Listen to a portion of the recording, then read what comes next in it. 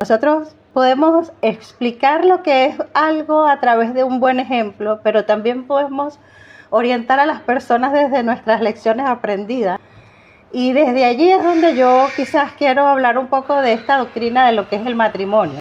De hecho, yo en el año 2020 me separé de mi esposo. Yo tenía 15 años con él y caí en una depresión profunda, una depresión horrible, que yo sentía que no me iba a levantar. Pasé 2 años después de esa separación bastante fuerte para mí. Esto fue en pandemia. Y yo me preguntaba por qué yo había caído en esa depresión después de un divorcio. O sea, por qué yo pasé 2 años en una depresión tan fuerte, en una depresión profunda a través de mi divorcio. Y me di cuenta porque me metí en oración y estudio la palabra, en ayuno, ahí buscando respuestas. Y me di cuenta de que en mi caso yo había crecido en un hogar disfuncional. Es decir, yo no tuve como una familia como tal. Mi mamá y mi papá se separaron, entonces no tuve como que ese modelo de lo que era un hogar. Ellos hicieron lo mejor que pudieron, ahí yo me compartía con uno, compartía con el otro, pero no había la unidad del matrimonio. Entendí de que yo, en vista de esa experiencia, yo quise formar mi propia familia, quise que mi matrimonio se sostuviera en el tiempo y quise formar esa familia que yo no tuve. El problema que yo tuve, y que yo creo que puede ser el problema de muchos de nosotros cuando malentendemos el concepto del matrimonio, es cuando nosotros queremos poner en el centro de nuestra vida el matrimonio o el esposo y la esposa, o la familia como tal. Yo creo que ahí fue donde estuvo mi problema, porque yo hice de mi familia todo el centro de mi vida, hice de mi matrimonio el centro de mi corazón, es decir, toda mi vida giraba en torno a mi esposo y a mis hijos y a la familia. Y de hecho cuando eso se derrumbó yo sentí que yo no tenía vida. Y el Señor me fue mostrando, y en la medida en que yo me fui conectando un poquito más con el Señor, me fue mostrando que la clave para un matrimonio feliz es que el centro de nuestra vida tiene que ser Jesús, no el matrimonio, ni el esposo, ni la esposa, sino que Cristo tiene que ser el centro en la vida de cada uno de los miembros de esa familia. Y ahí es donde nosotros vamos a encontrar verdaderamente el sentido y el propósito de lo que es el hogar. Jesús tiene que ocupar el primer lugar en el corazón de cada uno de los miembros de esa familia, tanto el matrimonio como de los hijos. Entonces sí, el matrimonio es sagrado, el matrimonio es importante, pero Dios lo diseñó ¿para qué? Lo diseñó para unir a un hombre y a una mujer en un pacto de amor y de compañerismo y ayuda mutua. Lo diseña para que pueda transmitir los valores y el amor de Dios a las próximas generaciones. Y también lo diseña para que se pueda reflejar lo que es el amor de Cristo por su iglesia. Y eso lo vamos a ver ahora más adelante. Entonces, en esta doctrina número 23, que se habla del matrimonio y la familia, vamos a tocar 4 aspectos claves. Como punto número 1, vamos a hablar de lo que es el origen, cuál fue el origen del matrimonio. Como punto número 2, el centro, cuál debe ser el centro del matrimonio. Como punto número 3, vamos a hablar del propósito o la misión del matrimonio. Y ya para cerrar, en el aspecto 4, vamos a hablar de qué simboliza el matrimonio. En el aspecto clave número 1, en cuanto al origen del matrimonio, nosotros debemos entender primero lo que no es el matrimonio, lo que no es. El matrimonio no es una idea humana, ni tampoco es una institución cultural. El matrimonio no fue originado por costumbres ni por leyes de la sociedad. Ojo, ¿ya? Tampoco es la fuente de nuestra felicidad. Entonces, ¿qué es el matrimonio? El matrimonio fue la primera institución que creó Dios. Tuvo su origen en el Edén, porque esto comenzó desde el Edén, ojo, y fue creado o instituido por Dios antes del pecado. Entonces es la unión sagrada entre un hombre y una mujer, que esa unión está basada en el amor y está basada en la fidelidad y debe ser un compromiso para toda la vida. Entonces en el principio, ¿qué fue lo que primero creó Dios? Dios crea primero al hombre. Esto aparece en Génesis 2:7, que dice: entonces Jehová Dios formó al hombre del polvo de la tierra. Entonces crea al hombre primero. Pero antes de él darle una esposa a Adán, el Señor le había dado a Adán primeramente una relación perfecta con él. Es decir, Adán estaba en una comunión íntima con el Señor y era una relación perfecta, sin Eva. El Señor le da esta relación con Adán, le da su identidad, porque él era una criatura de Dios y era un hijo de Dios por creación, y también le da un propósito, porque le dice que él tenía que cultivar el huerto. Incluso le da un trabajo, porque también le dice que él tenía que administrar el Edén. Sin embargo, ahí Dios dice que hasta ese momento todo había sido bueno, pero ahí el Señor dice que no era bueno algo. Y dice que no era bueno que el hombre estuviera solo. Esto está en Génesis 2:18. No es bueno que el hombre esté solo. Le haré ayuda idónea para él, dice el Señor. No era una soledad emocional que el Señor estaba supliendo la soledad emocional de Adán. El problema aquí era que Adán estaba en una ausencia de una compañera adecuada de su misma especie para él compartir su vida y obviamente para cumplir con los propósitos de Dios. Ahí era donde estaba el problema. Entonces, en Génesis 2:18 nosotros podemos ver de que no dice de que todas las personas sí o sí, porque están solas, se tienen que casar. El hombre por lo menos debería de tener un complemento, una persona que lo ayude a cumplir los propósitos de Dios. Sin embargo, nosotros vemos, por ejemplo, el caso de Juan el Bautista y del apóstol Pablo, que ellos no se casaron y sin embargo cumplieron con el propósito de Dios. Entonces, no necesariamente una persona que en este momento esté soltera no pueda cumplir el propósito de Dios porque no se haya casado, ¿ya? El matrimonio sí es parte del diseño original de Dios, pero no es la única forma como nosotros podemos vivir en comunión con el Señor. Después de esto, el Señor le da la misión a Adán de ponerle nombre a todos los animales. Esto también tenía un propósito. En Génesis 2:19 y 20, él dice que Dios le trae todos los animales a Adán para que él les pusiera nombre. Y allí Adán descubrió que todos tenían pareja, pero él no. El gato con la gata, el perro con la perra, todos estaban con su pareja. Él dijo, pero no hay ninguna especie que se parezca a la mía. Y dice al final que más para Adán no se halló ayuda idónea para él. Entonces, Adán observa que cada especie tenía su pareja, pero no había ninguno de su misma especie. Y es ahí donde Dios lo hace caer en un sueño profundo y de la costilla que Jehová Dios tomó del hombre, él hizo una mujer y se la trajo al hombre. Y a mí me llamaba la atención porque yo decía, wow, Adán despertó un día y vio toda la creación y ahora lo duerme y después se encuentra con que está con la mujer ahí, ¿no? Y me di cuenta de que el Señor no le permitió a Adán ver ni siquiera ninguna de las cosas que él había creado, ¿no? Ni la creación ni la mujer. Es decir, Adán tuvo que creer por fe de que todo lo que estaba, Dios lo había creado, incluso después la mujer que estaba ahí por fe. En Hebreos 11:3 también nos dice esto, ¿no? Que por la fe nosotros entendemos haber sido constituido el universo por la palabra de Dios.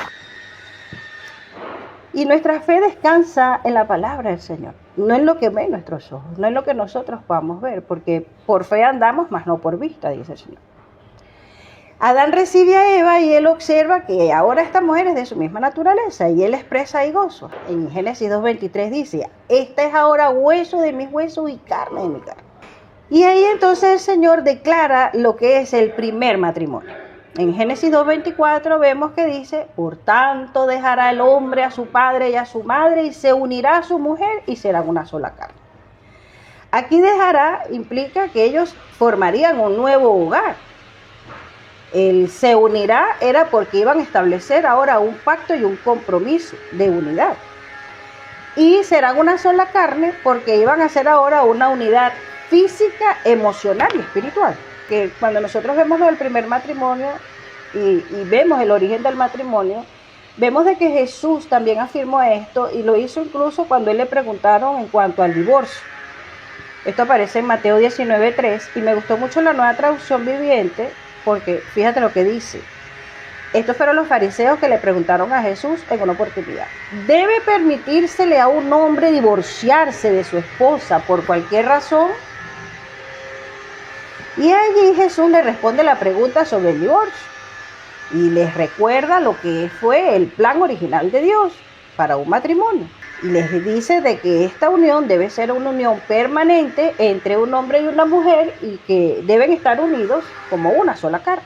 Esto aparece en Mateo 19, del 4 al 6. Fíjate lo que dice. Él respondiendo les dijo, refiriéndose a Jesús: ¿no habéis leído que el que los hizo al principio, varón y hembra los hizo? Y dijo, por esto el hombre dejará padre y madre y se unirá a su mujer y los dos serán una sola carne. Así que no son ya más dos, sino una sola carne. Por tanto, fíjate, aquí al final es clave, dice, lo que Dios juntó, no lo separe el hombre. Sin embargo, hay algunas causas que después Jesús dice que pueden existir en el caso de que las personas se quieran divorciar. Él habló de inmoralidad sexual en Mateo 19:9, que dice que era salvo por causa de fornicación. Incluso en 1 Corintios 7:15 se habla de que si el incrédulo se separa, sepárese. Es decir, cuando nosotros estamos con una persona que no es de nuestra misma fe y él decide irse, aunque estemos casados también, el Señor dice, si él se quiere ir, sepárese. Pero hay otras causas también que nosotros pudiéramos considerar a la hora de hablar de un divorcio, que pudiera ser, no sé, un abuso físico, abuso sexual, abuso emocional grave, conductas que incluso puedan poner en riesgo la vida de alguno de los dos. Ahí nosotros pudiéramos considerar un divorcio. En el aspecto 2, en el centro del matrimonio, vemos de que Cristo debe ser el centro del hogar. Cristo debe ser el centro de la vida de cada una de las partes. El problema es cuando nosotros ponemos al esposo o la esposa o el matrimonio o los hijos en el centro. Cuando nosotros ponemos en el centro de nuestra vida al esposo o a la esposa y esa persona nos falla o esa persona se va o esa persona fallece, nosotros pareciera que nuestro mundo se estuviese derrumbando. Eso fue lo que me pasó a mí. Y entramos en un desbalance emocional cuando ponemos al matrimonio o a nuestro esposo, nuestro cónyuge en el centro de nuestra vida. Eso produce en nosotros dependencia emocional, puede producir unos celos excesivos, un deseo de controlar a la persona, una alta expectativa de la persona también, idolatría, porque entonces todo nuestro mundo gira en torno a esa persona, frustración cuando las cosas no fluyen como nosotros queremos, le exigimos que nos haga feliz, toleramos incluso maltrato de la otra persona, tenemos temor a que la persona se vaya, que nos abandone, y empiezan esos conflictos constantes. Y nosotros debemos entender de que el darle prioridad a Dios no significa que vamos a amar menos al cónyuge. Ojo, ya, hacer el centro de nuestra vida al Señor no significa que no vamos a amar al cónyuge, sino que vamos a amarlo de una manera sana y de una manera equilibrada. Porque no estamos amando desde la necesidad, no estamos amando desde la dependencia, sino que estamos amando desde la libertad, desde el amor y la felicidad. Esa felicidad que ya tenemos con Cristo Jesús. Cristo debe ser el centro y el centro de cada uno de los miembros de la familia. En Efesios 3:19 dice, y de conocer el amor de Cristo, que excede a todo conocimiento. Y me llamó mucho la atención al final porque fíjate lo que dice, para que seáis llenos de toda la plenitud de Dios. Entonces, el matrimonio es como un triángulo donde los dos miembros o los cónyuges están en la base y el centro arriba, la otra punta, es Cristo Jesús. Si cada uno de ellos se va acercando hacia Cristo Jesús de manera personal, ellos se van a unir en algún momento. Pero si nosotros intentamos buscarnos el uno al otro y hacer de nuestra vida, de la vida del otro, el centro de nosotros, ahí es donde está el desbalance, porque no vamos a sostener esa unión por mucho tiempo. De hecho, el Señor dijo en Mateo 22:37, Jesús dijo, amarás al Señor tu Dios con todo tu corazón, con toda tu alma y con toda tu mente. Entonces, ese debe ser el centro de nuestra vida. Como punto número 3, vamos a ver lo que es el propósito y la misión del matrimonio. La misión o el propósito de un matrimonio es que otra persona me haga feliz o que yo tengo que hacer feliz a la otra persona.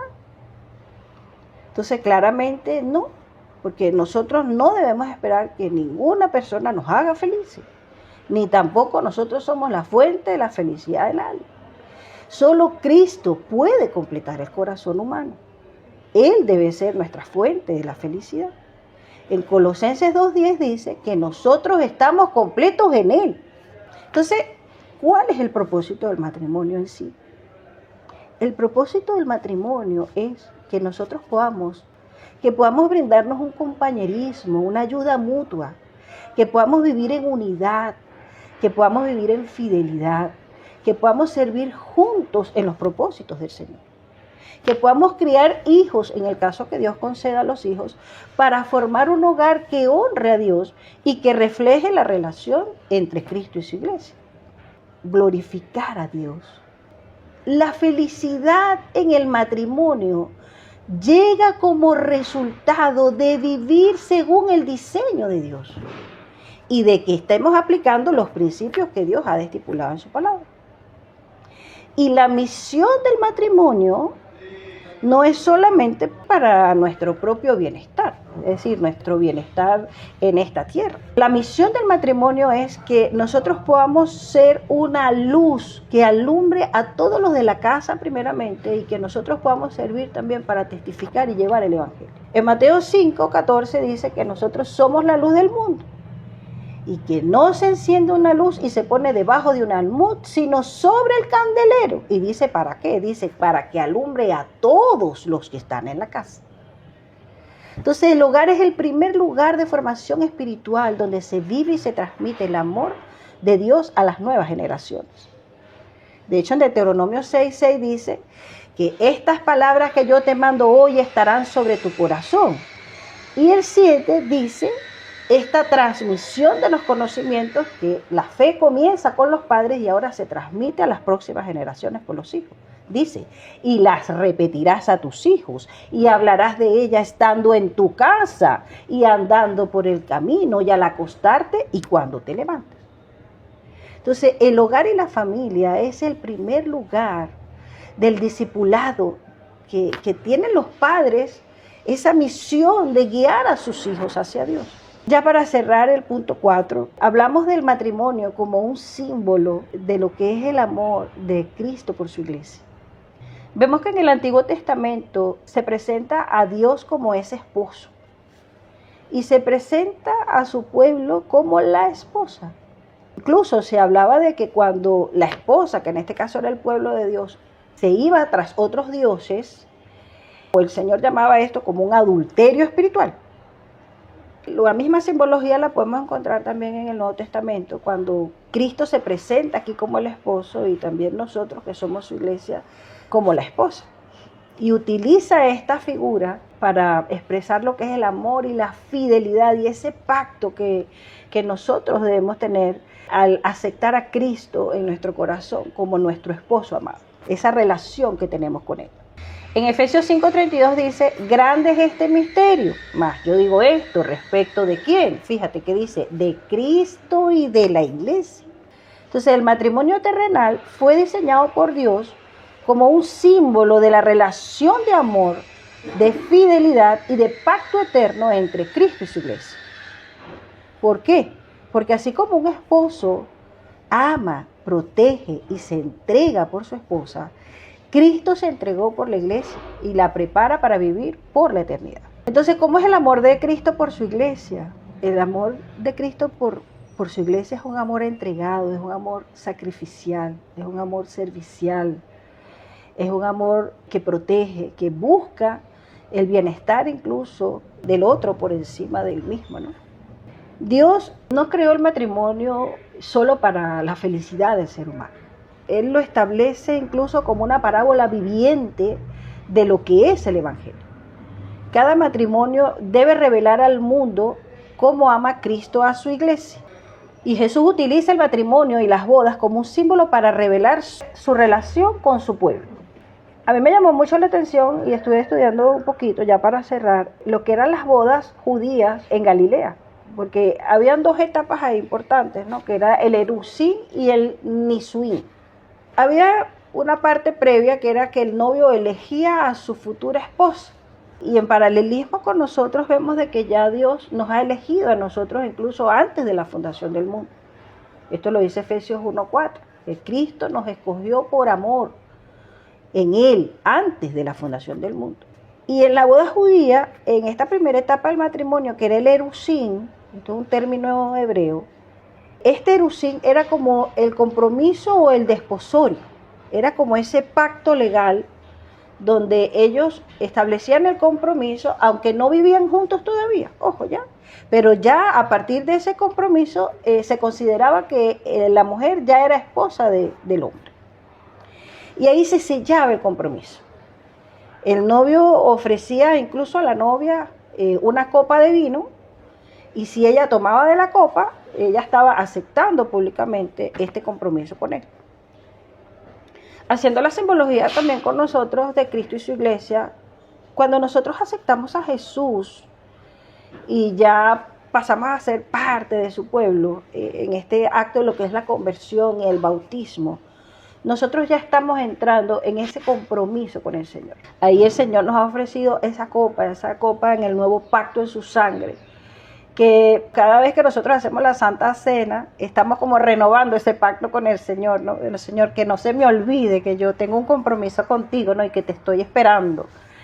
Eso es lo que nosotros, cada vez que nosotros tomamos la Santa Cena, implica, ¿no? De hecho, en Lucas 22:20 dice, esta copa es el nuevo pacto en mi sangre que por vosotros se derrama. Muy similar a las bodas judías, que le daba la copa a tomar a la mujer para que ella aceptara el compromiso. Después que pasaba eso, ellos no vivían juntos inmediatamente, sino que el novio regresaba a la casa de su padre. Él se iba a la casa de su papá y preparaba el lugar donde iban después a vivir con la novia. Esto me llamaba la atención porque yo decía, wow, qué tremendo, ¿no?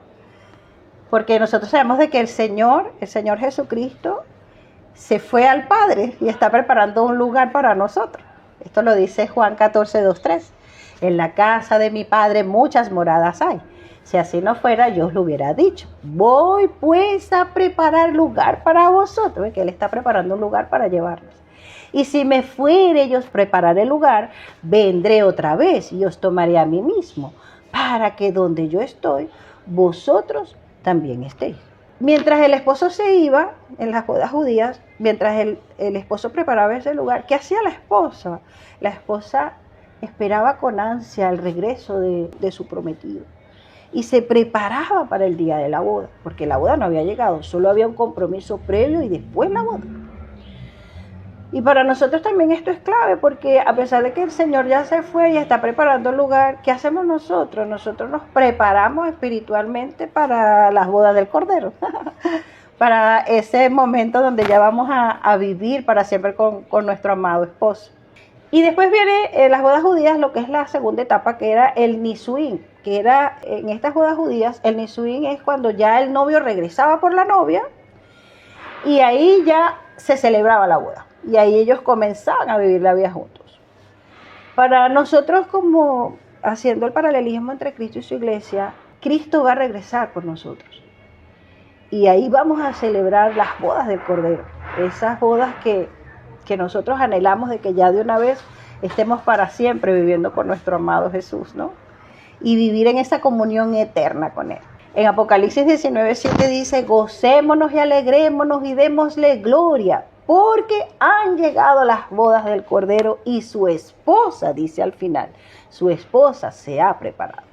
La novia en las bodas judías no sabía cuándo venía el esposo, no sabía cuándo el esposo ya había arreglado todo el lugar donde ellos iban a vivir, ella no tenía ni idea, el esposo llegaba de imprevisto. Y estuve revisando un poquito esta costumbre que el padre era el que le decía al esposo, ya está listo, ya puede ir a buscar a su esposa, ¿no? Y vemos también de que cuando Jesús dice que nosotros no sabemos ni el día ni la hora, sino que solo lo sabe el Padre, yo decía, qué tremendo, ¿no? Cómo se parece lo que es esta costumbre con lo que nosotros estamos viviendo hoy en día, ¿no? Que no sabemos cuándo va a venir Jesús, pero todos los días tenemos la expectativa y nos estamos preparando de recibir a nuestro amado y de que hoy puede ser el momento en que ya Él venga, ¿no? Pero es clave para nosotros que en este momento quizás disfrutamos de matrimonios terrenales y es un hermoso regalo el poder disfrutar, ¿no?, en esta tierra de esto que el Señor nos ha dejado, que es poder tener un compañero, que podamos cumplir los propósitos de Dios al lado de Él, que podamos ser fieles, que es algo sagrado que instituyó el Señor, que podamos formar familias en el caso que Dios nos permita tener hijos y guiar a nuestros hijos también en los caminos del Señor y disfrutar de todo esto, ¿verdad? Que el Señor nos ha dejado aquí en la tierra. Pero en Mateo 22:30 me puse un poquito triste porque dice que en la resurrección ni se casarán ni se darán en casamiento, ¿no? Sino serán como los ángeles de Dios en el cielo. Entonces hay que aprovechar que estamos ahorita con estos matrimonios, porque cuando vayamos a vivir con el Señor, ya dice que no nos vamos a casar ni nos vamos a dar en casamiento, ¿no? Yo creo que vamos a disfrutar de algo mucho más grande. En la eternidad nosotros vamos a disfrutar de la presencia de Cristo como nuestro único y perfecto esposo. Y yo creo que ahí es donde nosotros tenemos que gozarnos, ¿no? Cada etapa de nuestra vida, estamos en esta tierra, bueno, vamos a disfrutar que tenemos este matrimonio terrenal. No vamos a poner en el centro de nuestra vida a nadie que no sea Cristo Jesús, sino vamos a poner en el centro de nuestra vida a Jesús para que este matrimonio funcione. Vamos a guiar a nuestros hijos hacia Cristo Jesús para que ellos también puedan crecer con esa base y formar matrimonios sanos. Vamos nosotros a guiar estas familias con Jesús en el centro. Y la Biblia sí comenzó con un matrimonio, con el matrimonio de Adán y Eva. Y también la Biblia va a terminar con un matrimonio, que es nuestro matrimonio con Cristo Jesús, que son las bodas del Cordero. Ahí nosotros vamos a estar unidos para siempre y vamos a vivir eternamente con nuestro amado esposo, Cristo Jesús. Y con estas bodas del Cordero y con este sello, este pacto ya de estar con nuestro amado Jesús, el Señor lo que nos quiere es mostrar que Él desea vivir para siempre con la persona que Él más ama, que eres tú y que soy yo. Y que el Señor nos ayude a que nosotros podamos entender verdaderamente el amor que Él ha tenido por cada uno de nosotros, por su iglesia, que somos su esposa amada, que Él es nuestro amado esposo, que estamos esperando que Él venga, que podamos prepararnos todos los días con esa expectativa de que puede ser en cualquier momento que nuestro esposo nos venga a buscar y que nosotros podamos vivir todos los días con la confianza de que vamos a vivir eternamente en un matrimonio eterno, un matrimonio perenne que no va a terminar jamás. Entonces vamos a orar para que el Señor entonces nos pueda ayudar en esto. Oremos. Querido Padre que estás en los cielos, te damos gracias, Señor, por elegirnos desde antes de la fundación del mundo para que nosotros podamos tener este pacto de amor contigo, Señor, para que podamos ser tu amada esposa. Ayúdanos a ponerte en el centro de nuestra vida, Señor, que Jesús sea lo primero, para que podamos amar de manera sana y equilibrada, Señor, a las parejas con las que vamos a compartir en esta tierra, Señor, para que podamos guiar a nuestros hijos también de forma sana y equilibrada, Señor. Ayúdanos a disfrutar lo que tú nos has dado en esta tierra con sabiduría, Señor, con tu palabra, siendo el centro de nuestra vida tú. Permite, Señor, que nosotros podamos cumplir con el propósito y la misión, si en el caso que estamos casados, Señor, de guiar a nuestros hijos y de poder testificar y predicar el Evangelio. Y si no nos hemos casado también, que podamos seguir teniendo una comunión linda contigo, Señor. Que tú puedas disponer de nuestras vidas. Y permite, Señor, de que todo lo que nosotros hagamos siempre te honre y te glorifique. Bien sea que estemos casados, bien sea que estemos solteros, que nuestro primer foco, nuestro primer centro, Señor, sea servirte. Y que te veamos como nuestro esposo perfecto desde ahora, desde este momento. Y todos los días vivamos preparándonos para tu venida, para que esa consumación de ese matrimonio, esa boda del Cordero, sea el mayor gozo de nuestro corazón, Señor, que vamos a vivir eternamente y por siempre contigo, Señor, en la Nueva Jerusalén. Acompáñanos y bendícenos. En Jesús te lo pedimos. Amén. Amén.